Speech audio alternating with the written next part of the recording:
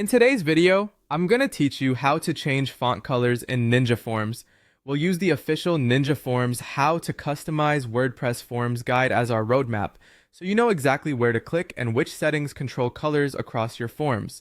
Start by opening the Ninja Forms blog article on customizing WordPress forms and jump to the font styling section. You'll see guidance for adjusting typography, which also points you to where color controls live. Begin with the sections about changing the font size of form labels. Even though those examples focus on size, they show you the path to the styling controls. For global label styling across all forms, head into Ninja Forms, then Styling, then Field Type Styles. Pick a field type and open the label options. This is the same area where you'll find label color controls when you want consistent colors everywhere. If you want some labels to look different than others across your site, use the same field type styles area, but adjust only the specific field types you need. For per form changes, open the form builder, go to the Advanced tab, and select Styles. You can style the form title under Title Styles, including color and size, so your heading aligns with your brand.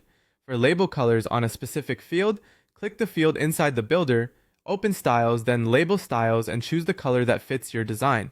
Next, look at the section on changing the font family. To unlock advanced styling options, enable developer mode by navigating to Ninja Forms, Settings, Advanced Settings, and switching on Dev mode. This surfaces deeper controls that pair nicely with color choices, especially if you're standardizing typography across multiple forms. When the guide covers changing text color, note that the method differs depending on whether you want global changes or edits inside a single form.